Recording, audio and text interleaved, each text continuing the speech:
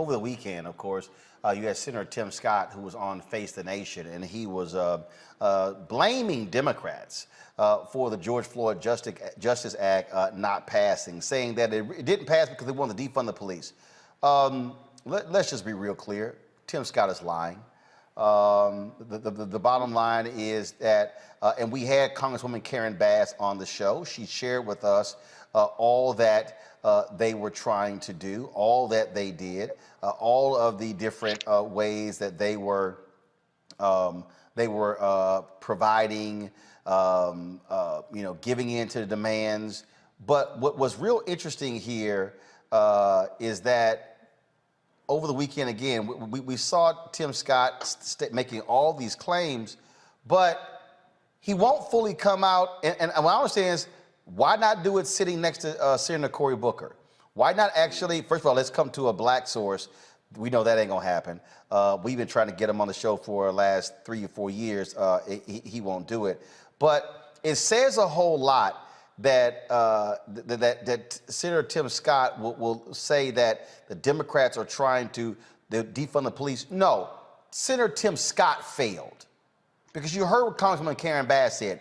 Mitch McConnell was like, a bill that he brings to us, we're going to be able to support. Also, keep in mind, y'all, Senator Tim Scott's trying to run for president. So all of this, okay, let's blame defund the police. How can he say, let's blame defund the police, when, according to Congresswoman Karen Bass, you had Senator Cory Booker who went out and cut a deal, with the police unions. So I'm sort of confused. So here is, matter of fact, I want to pull up the right soundbite here so we can, this is what Tim Scott said on Face the Nation. Listen. There wasn't a net loss of funding. In fact, there was funding being increased in terms of increased mental health funding specifically, that there were specific programs for recruitment and training funding increases, body-worn camera funding increases, data collection. Yes. So that's not cutting funding. It's might be allocating it in different ways. Actually, here's what we know. We have about $1 billion in grant money that goes to police. When you start saying in order to receive those dollars, you must do A, B, and C, and if you don't do A, B, and C, you literally lose eligibility for the two major pots of money, the burn grants and the COP grants. When you tell local law enforcement agencies that you are ineligible for money, that's defunding the police. There's no way to spin that. You can spin it by saying— But this would codify the Trump executive orders. Let me finish. The Trump executive order I actually agreed to. What I did not agree to was the cuts that come from non-compliance. When you say, once again, that in order for you to receive the money for the burn grants or the COP grants, you must do the following. And if you don't do the following, you lose money. That's more defunding the police. We saw that tried throughout the country. You want to cut funding for underperformance, is what you're saying? Not at all. I would say— You would want to increase to police departments that aren't doing what they're supposed to be doing? Let's look at what we're asking for. What the Democrats asked for was a simple thing. They asked for more reporting on serious bodily injury to death. I said, that's a great idea. When they wanted to nationalize local policing, I said, that's a bad idea. When they say that every single traffic stop in this country must be reported to the federal government, whether it's a traffic ticket or stopping someone on the streets of New York or Charleston, every single time that you have any interaction, for the federal government to be in charge of all that information, I say let's do it. but let's do it voluntarily. Okay, y'all, that's bullshit. What Senator Tim Scott has laid out is utter bullshit. Let's do it voluntarily. Would y'all like to know the history of voluntarily waiting on police to submit information? Lauren, wasn't there a particular bill that was passed by Congressman Bobby Scott that dealt with the police voluntarily submitting use of force data? What happened? They didn't do it. Right, they just didn't do it. They just ignored it. They did not do it. So explain to people how that voluntary bullshit worked on use of force. Yeah, Tim Scott is a piece of work. I don't understand why he can't just articulate that he's against the policy and just be done with it, you know. But anyway, to your question, Bobby Scott passed a bill that effectively just mandated that you report deaths in custody, in police custody. Because, of course, and this is what's so stupid about what Tim Scott just said, when you have that type of data from police departments, when they have a death in custody, you have the data, you have the demographic data, you have how that person died. Sometimes it could be legit, sometimes it may not be, but you have data that can be used for a lot of things, right? And Tim Scott knows that. And the idea that they were sitting down with this guy and could not agree on something that simple is ridiculous. I'm not sure why Cory Booker, who, by the way, is not known for his stellar ability to get anything passed when it comes to justice reform. I mean, he's good at getting into documentaries and he's good at talking about it, but when it comes to actually passing a piece of legislation, even when the Democrats have the majority, he's not been all that successful. But I'm not sure why he's not lighting up Tim Scott. I mean, his answer when reporters were asking him about this was, I love him and, ooh, he's all right. No, you need to tell us exactly what was going on. Well, Lola, let me be real clear. We've been trying to get him on the show. The cell phone number I used to have, now his staff monitors that. We sent an email and text message, have not heard back. But again, I need people. Because it's embarrassing. I need people to understand. I need people watching to understand the bullshit that came out of Senator Tim Scott's mouth. I'm gonna play this again, and I'm gonna stop it.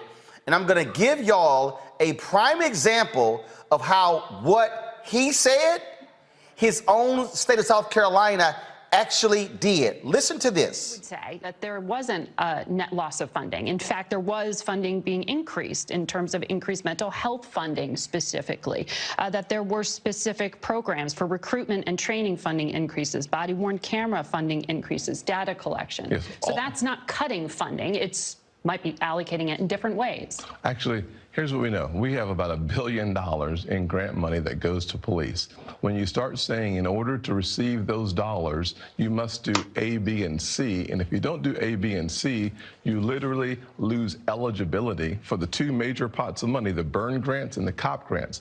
When you tell local law enforcement agencies that you are ineligible for money, that's defunding the police. There's no way to spend that. You can spend it by saying. All right. So let me walk y'all through why what Senator Tim Scott just said is absolutely, complete, utter bullshit. There was a time, y'all, in America where the age to drink was 18. Ronald Reagan was president. There was an effort in America to raise the drinking age to 21. There were states that did not want to do that. There were states that were making a lot of money, like Louisiana, off of selling alcohol to folks 18 above. So you know what the federal government did? The federal government said, no problem. States, in order for you to be eligible for federal highway money, you must raise your drinking age to 21. They said, no problem. If y'all want to keep it at 18, keep it at 18. But if you want federal highway funds, you got to raise it to 21. Louisiana was the last state to agree to raise their minimum drinking age to 21. So explain this to me, Senator Tim Scott.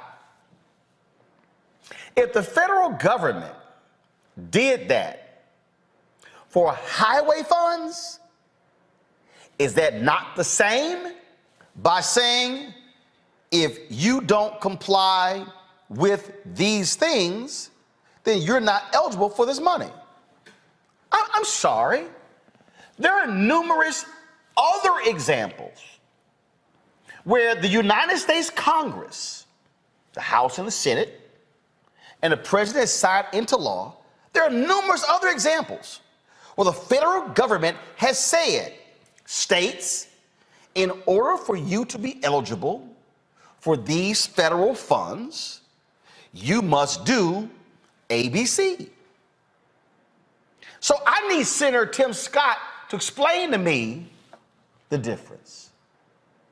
This is why I'm calling bullshit on what he said, because he's lying. What he does not want to own up to is Senator Tim Scott wants to kiss the ass of the police. Senator Tim Scott didn't have the, and I don't want to hear all that crap, oh, how you've been racially profiled. But damn it, that's why they're asking for the data. They're asking for the data, Tim, because they're tired of law enforcement lying. Why is the data important? And why is the racial designation of the data important? Because then all of a sudden, when they start showing, black people are getting stopped at a 78% higher rate for traffic violations than white people, but black people only comprise a certain percentage of the city. Just hold on. Art Acevedo.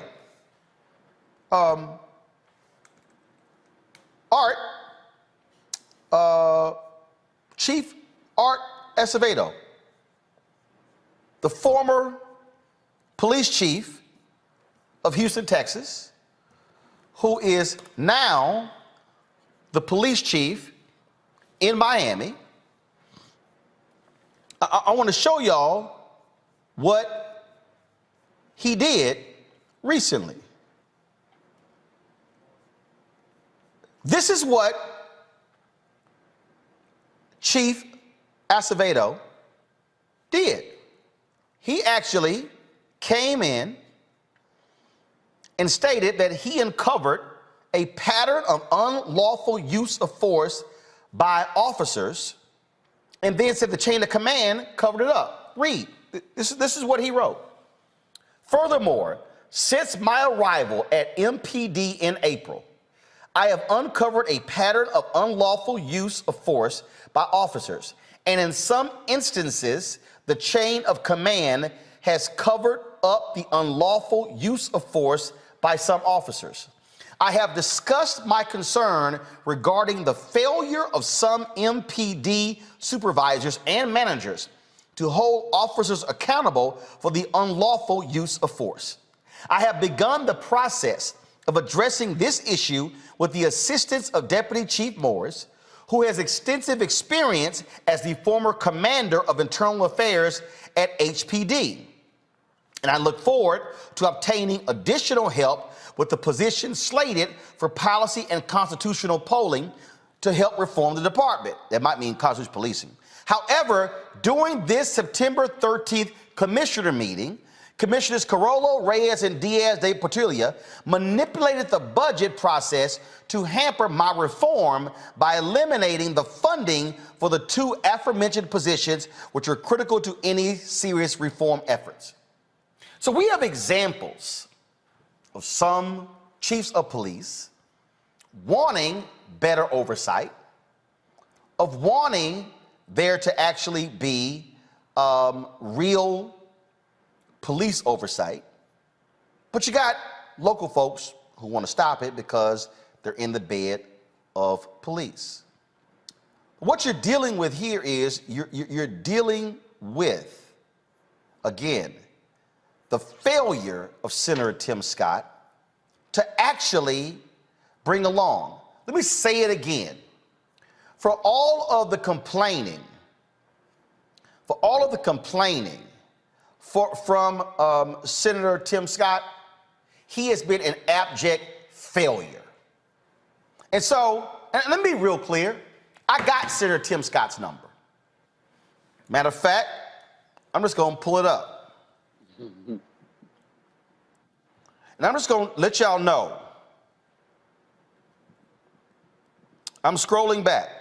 The last time Senator Tim Scott has responded to one of my text messages was on March 13th, 2017. I've texted him on June 25th. Matter of fact, let me see.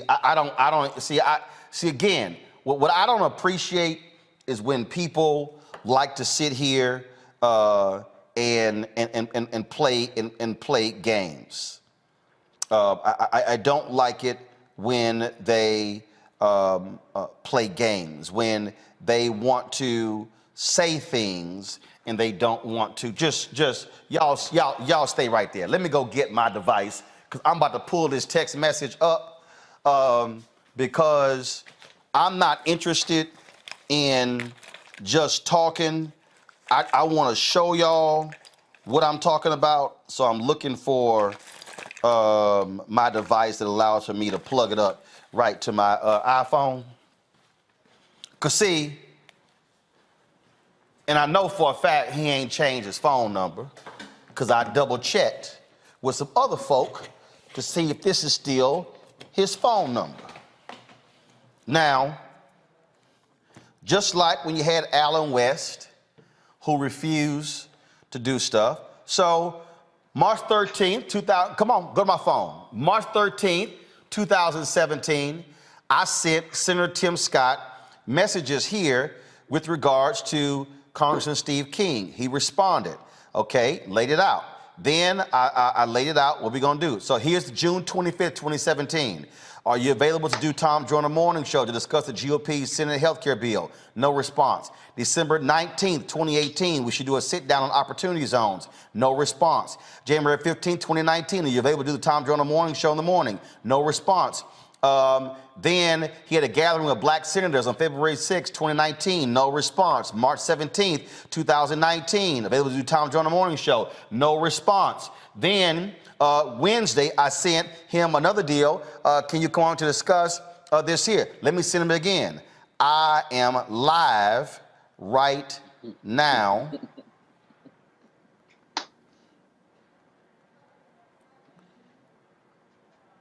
know what? I'm going to actually do one better. Come back to me. Come back to me. Come back to me.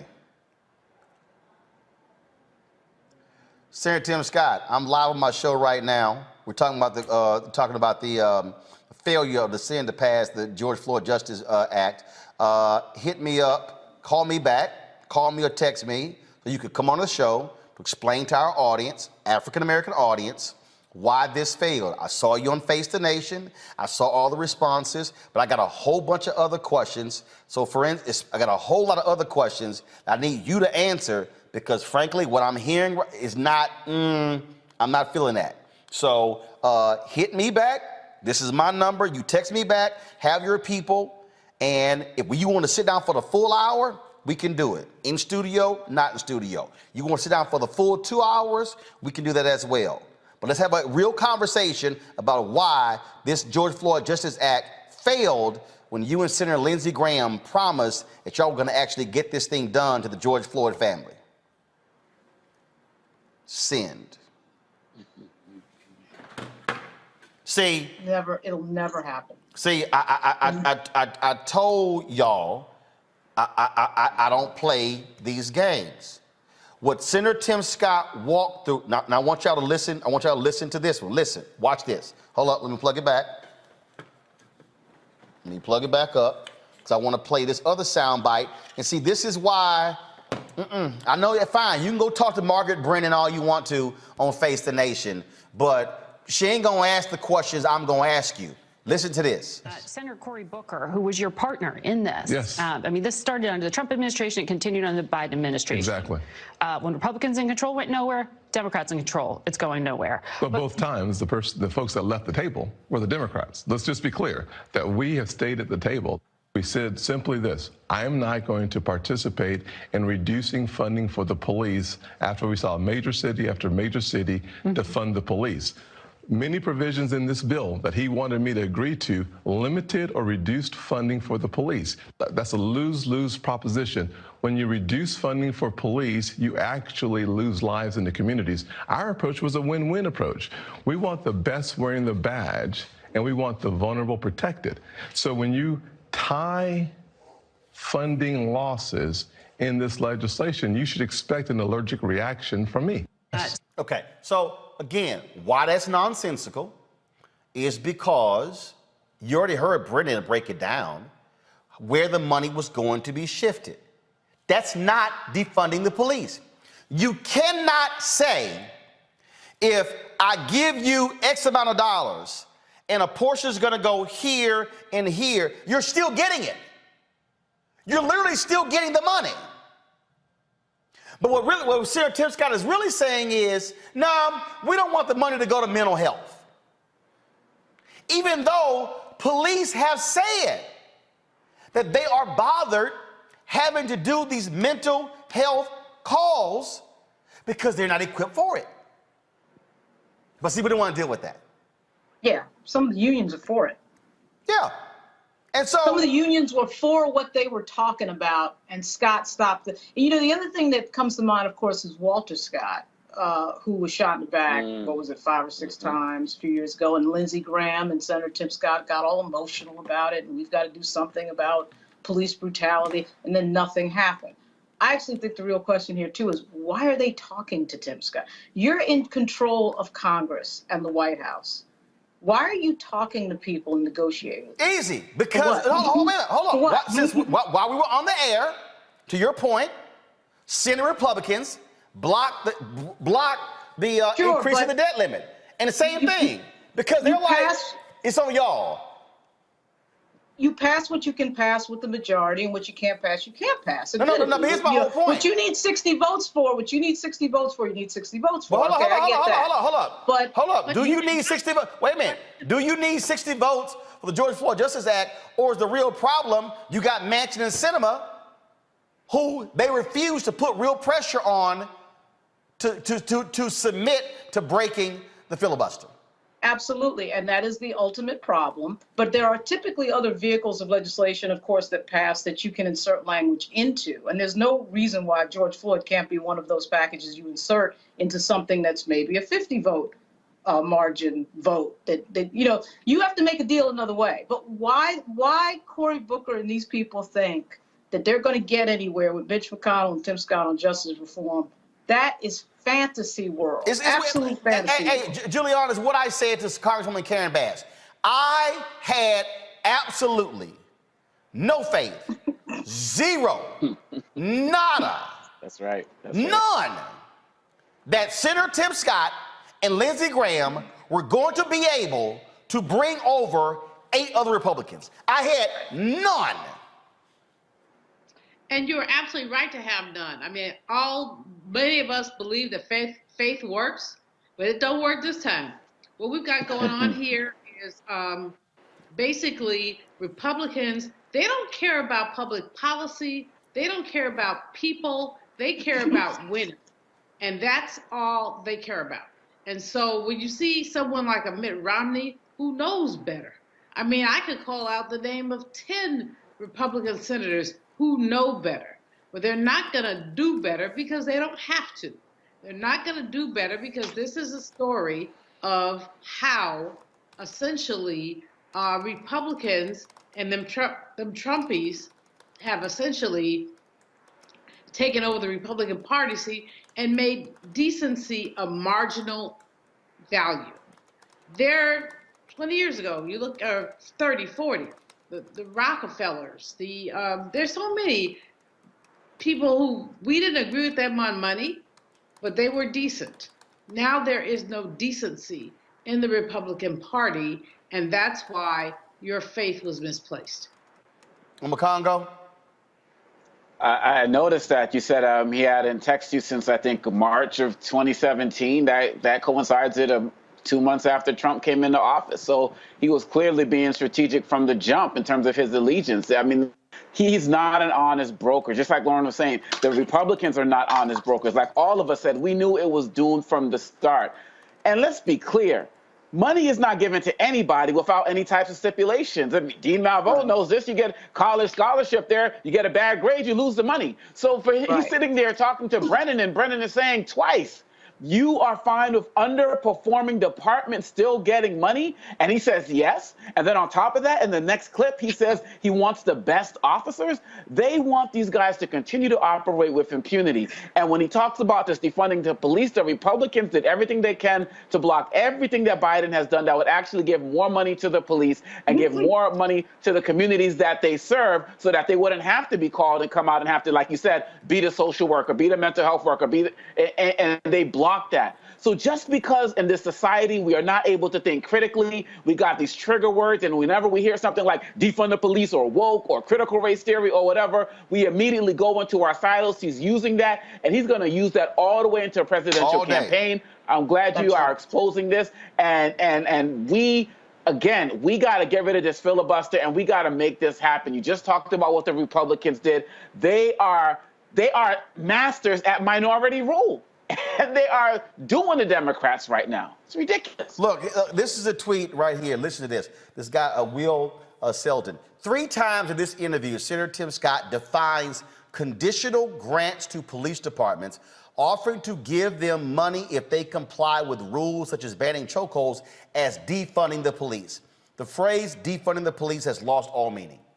Yeah, well, see, that's why he won't come on your show, Roland, because you are going to ask him detailed questions about what that burn grant money goes to, which, by the way, is usually things like body-worn cameras, police equipment.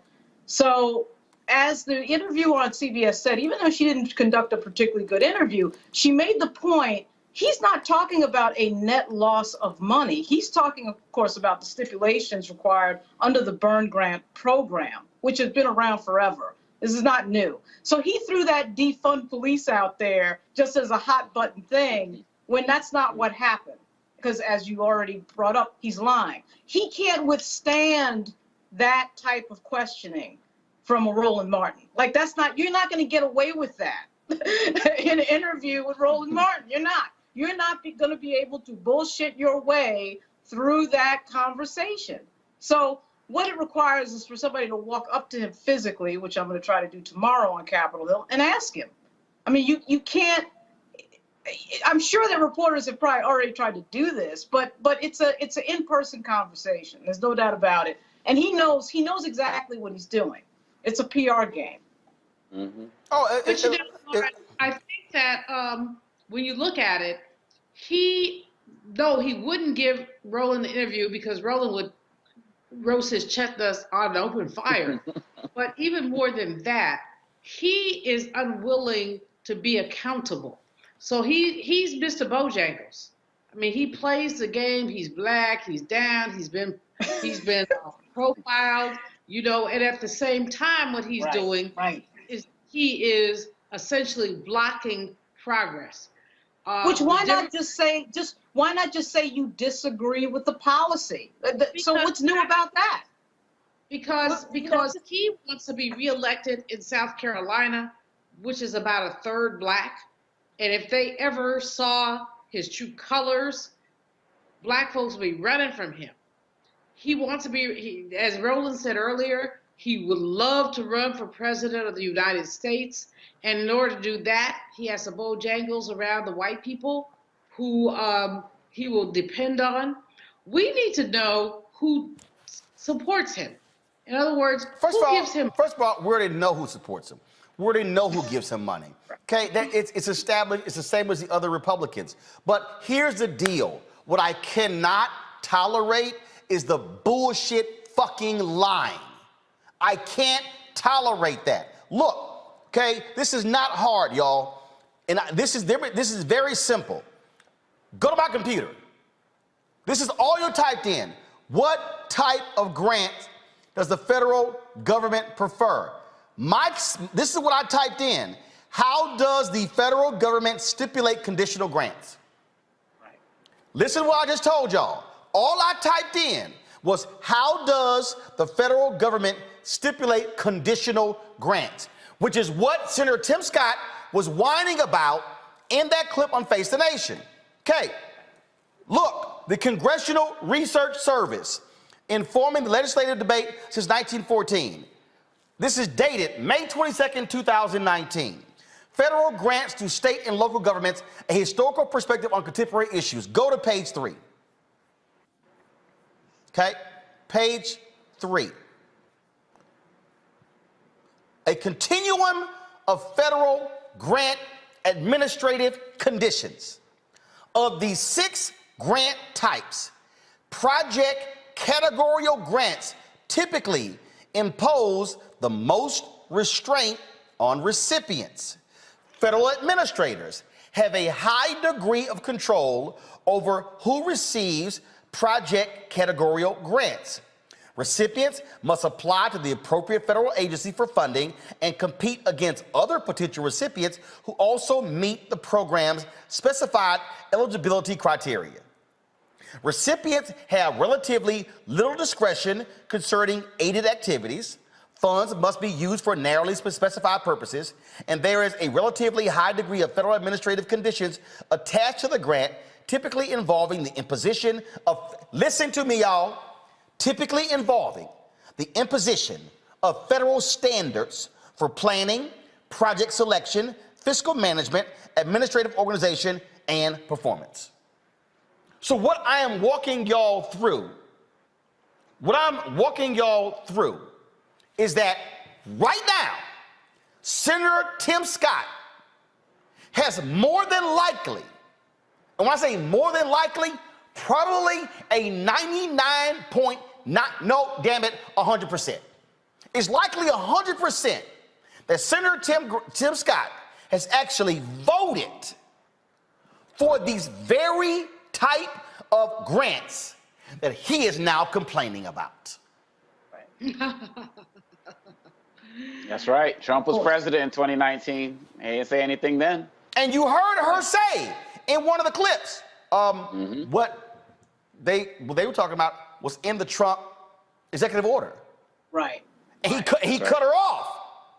Right. He cut her off. He cut her off. Yeah. And I supported that. See, this is the part of the problem that I have with shows like Face the Nation, because they talk to him about a whole bunch of stuff. No, that's when you say, no, we throwing the rest of that out.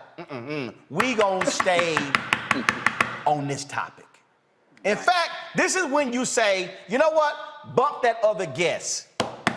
I need to keep this going for 10 more minutes.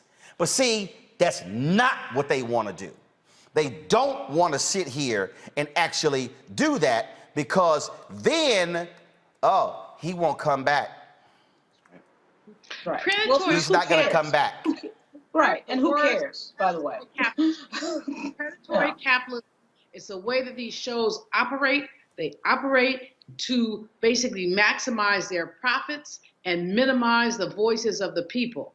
I think that Sister Girl was doing a great job up to a point, but then she drops it. She just blocking drops it. And see, just so everybody knows, again, after he went on Face the Nation, here is Tim Scott talking to Trey Gowdy, former congressman from South Carolina, who now works at Fox News. Listen. His buddy. Yeah, these guys are, let me see if I can reset this here. They're good friends. Oh, yeah. Okay, just so y'all know, again, how the cute little game is played. Here we go. Joining us, Senator, the Democrats left the negotiating table twice. Why? Yeah. Dre, it looks like they have just, they're managing so many crises. I think they're looking for a way to give Biden a win. Think about Afghanistan crisis, the border crisis, crisis in the Middle East, a crisis of spending, crisis in taxing. So they're putting politics over people and focusing on a partisan victory. They're actually going to look for the perfect and make it the enemy of the good. I simply cannot understand my friends on the other side who must have forgotten what it feels like to live in marginalized communities, wanting police to be there to protect you, thinking about those single moms who come home late at night. They want protection. And 81% of African Americans, Trey, said they want the same level or more police. And you listen to the other side, they're elites. They must not care. Okay. See, this is the game they play. This is the game they play. 81% of African Americans want to feel safe. Yeah. I don't know anybody who prefers to be unsafe. Right. But what Senator Tim Scott did not mention on Fox News is the damn near $1 billion local governments have paid out in police abuse cases. What you hear Senator Tim Scott did not mention was the 2 cases we showed y'all of canine dogs attacking 2 black men. What he didn't mention is Laquan McDonald's case in Chicago, where the cops lied about the shooting and Van Dyke was convicted. He didn't mention the cop in Florida who's in prison for shooting the brother who was in the choir. The cop was driving an unmarked van and walked up on the brother and damn near immediately started shooting. See, he ain't mentioned none of those cases. See, what Senator Tim Scott will never say to Fox News and own up to is black people want to feel safe in their communities. What they don't want are being beaten by cops, being lied on by cops. That's what they don't want. But I guess he overlooks those marginalized voices. No, that's right, of course. I mean, this is the game. His game is all about making sure that nobody is in a position to ask him questions for more than, 2 or 3 minutes, because it can't withstand, this routine cannot withstand 3 or 4 minutes of specific questions. And he knows that. This is the PR game. And that's why I don't know why the big charade. If it was any other senator, if it was Jim Inhofe or some conservative Republican, they would have said, look, I'm not for this. I don't want to change anything about policing. I'm not in favor of the George Floyd Act, so I don't want to talk about it. So why did we just go through this big charade? Why did Tim Scott want to appear as if he was interested? For what? But Laura, I mean, he wants relevant. He wants black people to think well of him. So it was a great optic for him to say he was going to do this and to sit with Karen Bass and to sit with the others. It was a great optic. But he never in his entire lifetime, planned to move any closer to Bass and the others around the George Floyd Transparency in Policing Act. What he did. The flip side is, Congresswoman Bass and Senator Booker should have called a press conference and lit his ass up right after this happened, that we found out that the talks had broken off. Because this whole kumbaya, this whole routine that they're doing of not specifically bringing up the dysfunction and the fact that the Republican Party is not interested in serious policy, in serious federal policy, that needs to be pointed out as much as possible. Okay, so here's the deal. Here's Senator Cory Booker, on Meet the Press, and I saw him earlier. There was an interview when he was on Black News Channel. Senator Cory Booker, I need you and I already sent him a DM saying I need you to have your staff return some phone calls, because I've been trying to call you because you changed your cell phone number, and maybe I should call the girlfriend, Rosario Dawson, to get a message to him, like, yo, can you call a brother? No, because bottom line is here, we were out there. We were dealing with it. So this is what he told Chuck Todd, and I appreciate them going to all these mainstream folks, but come talk to black people where people actually watch the show. Listen to this. want to let you go without asking about your take on why police reform didn't come to fruition. Here's what Tim Scott said.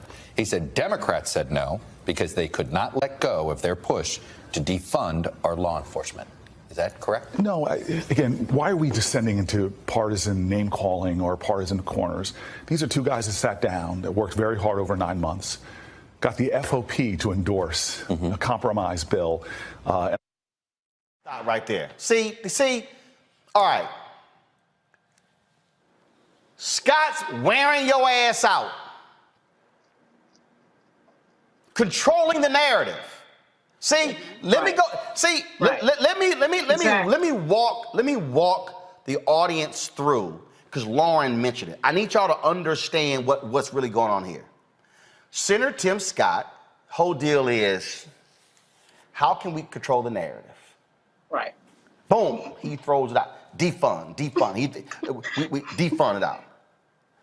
Senator Cory Booker, why do we have to sit here and use names? Rob! Recognize what they're doing. Let me go back. I never imagined we would get FOP leadership to come on board. The International Association of Chiefs of Police, who said, yes, our profession's in trouble. Right. The families were with what we were proposing. It didn't work. Why do you think Senator Scott's using this language, though? Because you've been very diplomatic. He's not being as diplomatic. Why? You know, I love him. I send him grace all the time. He is a friend of mine. The reality is I've gotten big things done in this town, in this space, with Lindsey Graham and Chuck Grassley and Donald Trump.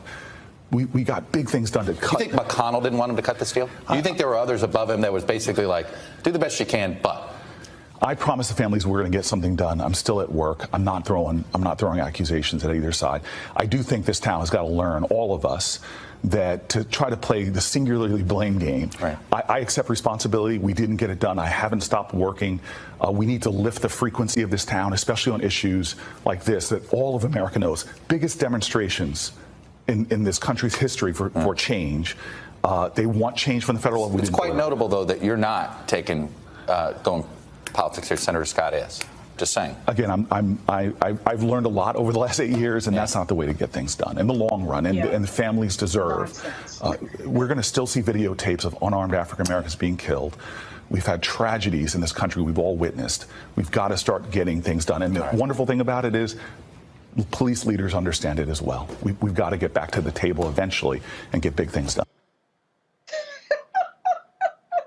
Wow. Let me tell y'all. Let me tell y'all something. Let me tell y'all something. You ain't my friend if on the other side of the room you telling everybody he ain't shit. But then when you come with me, hey buddy, no. Senator Tim Scott dragged Senator Cory Booker's ass. And this side, if y'all want a case study on how Democrats keep getting their asses handed to them, I just showed you. Exactly. This is why. You're absolutely right. What would tell you that he's wrong is Mitch McConnell. Mitch McConnell doesn't come to the table and talk about anything when he's in the majority. He does his thing. And until the Democratic Party understands that and realizes that you have to roll these people, they're not negotiating with you. They're playing PR games on Fox News. And they never figure, I don't know what it is about the Democratic Party. They never figure this out.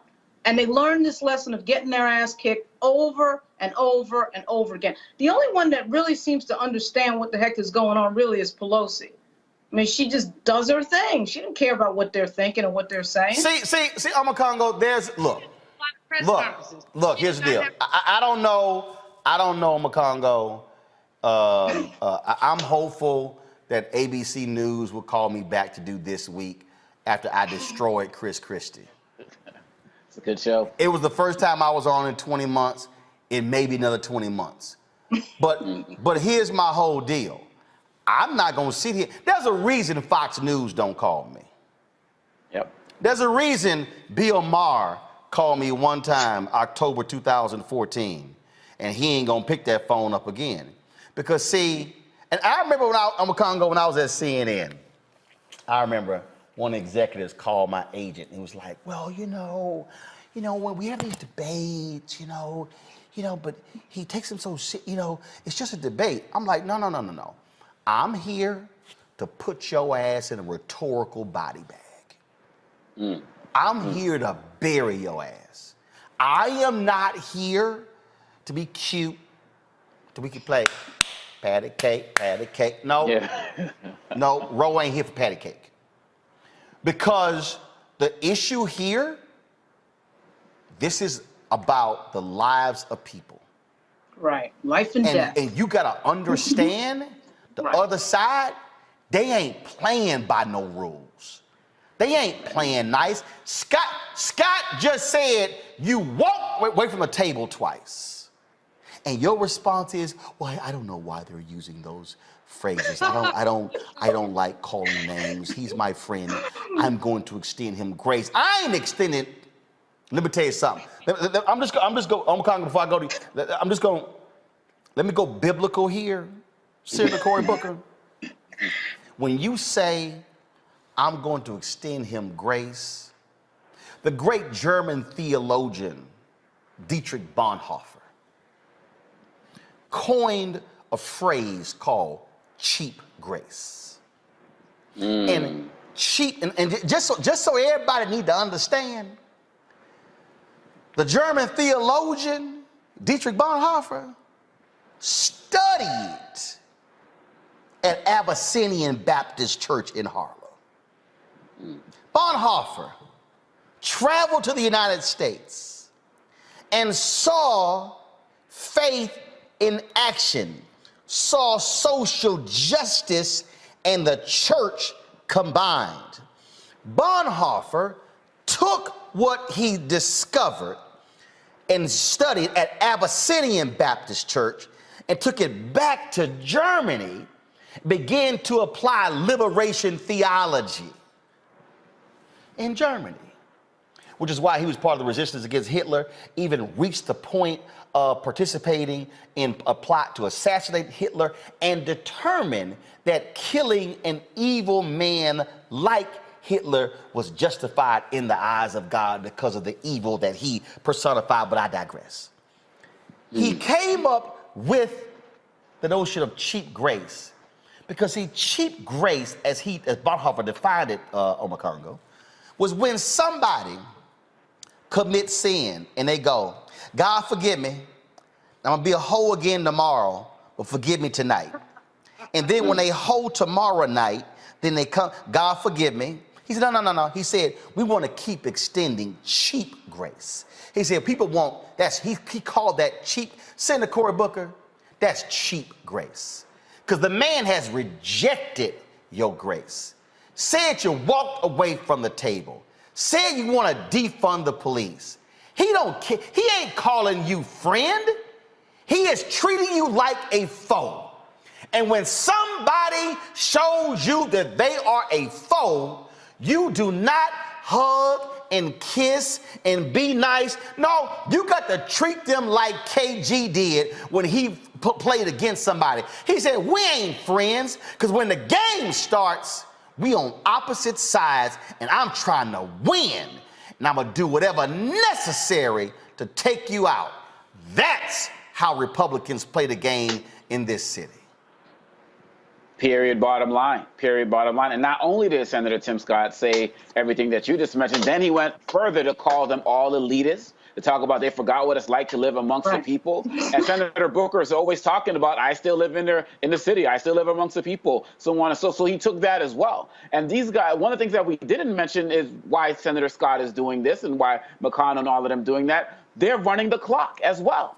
They are working to get as close to the midterms as possible, so they're going to delay all of this. And as Lauren said, the Democrats keep falling for this. For some reason, I don't know why this time I thought it was going to be different. Maybe, coming off of Trump and everything that he did, that they were going to be like, we're not falling for the BS anymore. But they're going for it again. You're sitting here talking about, that's my friend, I love him, and so on. So what? I love getting home safe at night.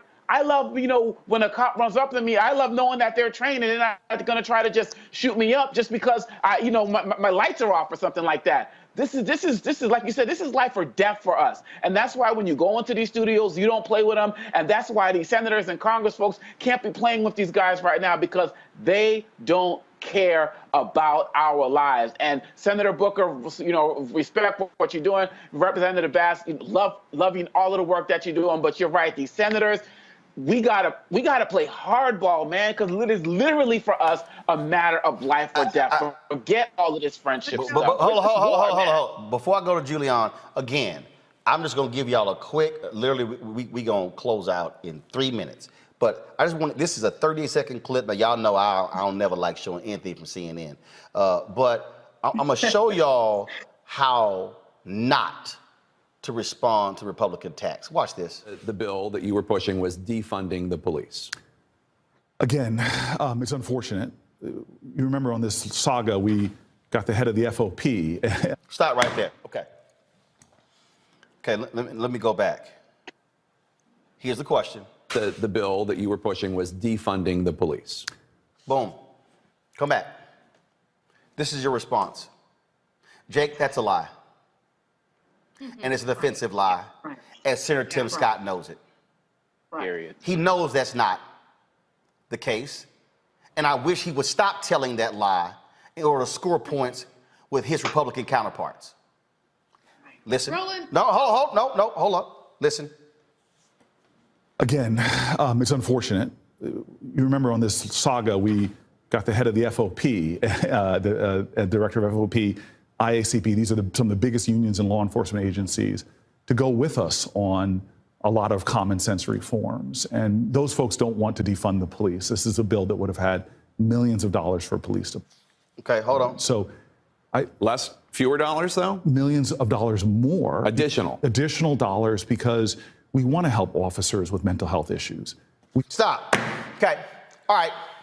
So this is how you say it.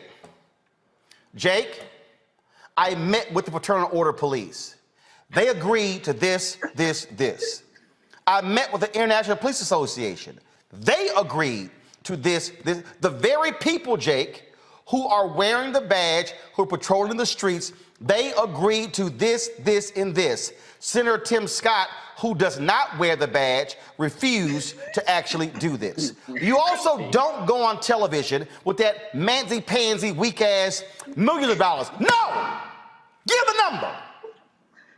Say 75 million, 125 million, 200 million. That's what you do. Learn to fight when you are in a war. Right. Instead, we'll be millions of dollars. Jay goes, hire a lawyer. No, I'll be millions. No, give me number. Julian, go ahead. You know, I mean, you're absolutely right.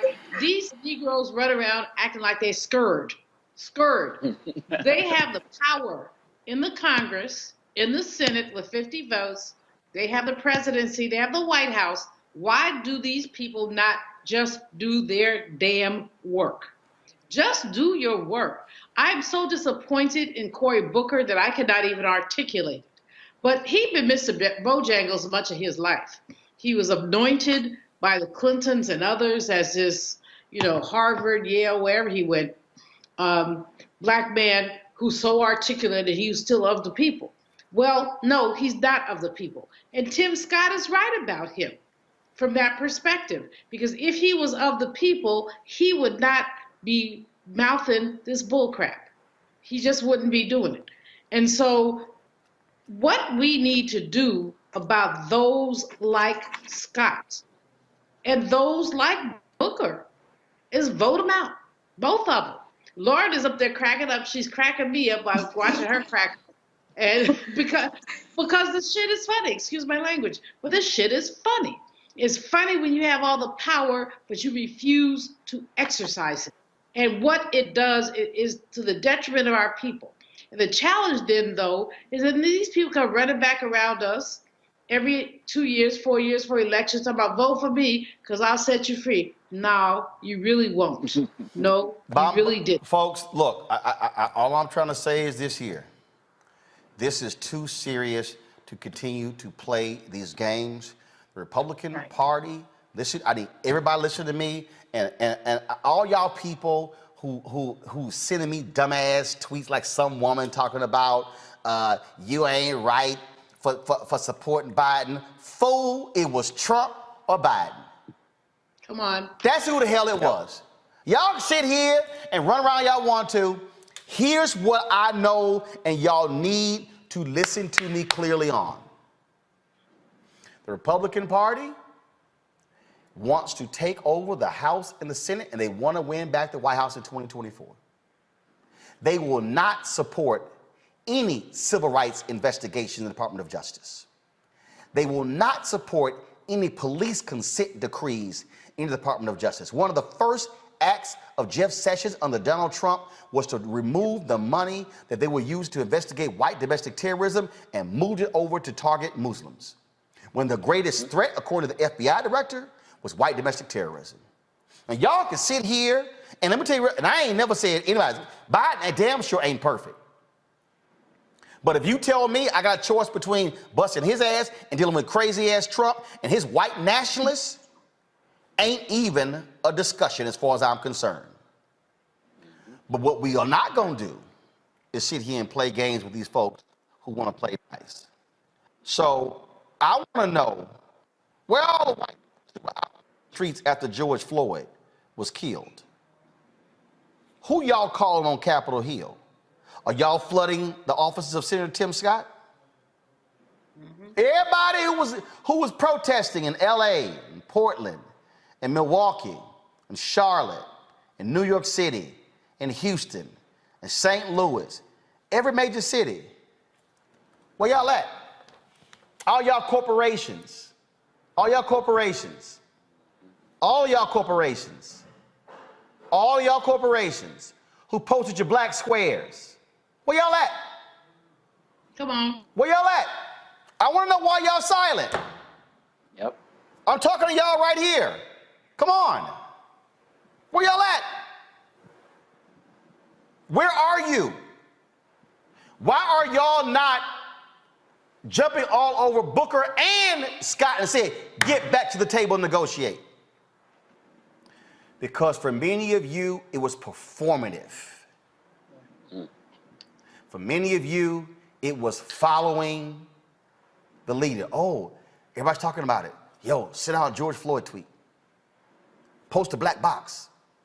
Say Black Lives Matter. Black Lives Matter after the black man was killed, and it matters after the bill was killed. What y'all gonna do? Folks, back to our Roland Martin Unfiltered video in just one moment. It's time to be smart. Roland Martin's doing this every day. Oh, no punches! Thank you, Roland Martin, for always giving voice to the issues. Look for Roland Martin in the whirlwind, to quote Marcus Garvey again. The video looks phenomenal, so I'm really excited to see it on my big screen. Support this man, Black Media. He makes sure that our stories are told. See, this difference between Black Star Network and Black-owned media and something like CNN. I got to defer to the brilliance of Dr. Carr and to the brilliance of the Black Star Network. I am rolling with Roland all the way. Honored to be on a show that you own. A black man owns the show. Folks, Black Star Network is here. I'm real revolutionary right now. Roland was amazing on that. Stay black. I love y'all. I can't commend you enough about this platform that you've created for us to be able to share who we are, what we're doing in the world, and the impact that we're having. Let's be smart. Bring your eyeballs home. You can't be black-owned media and be scared. You dig?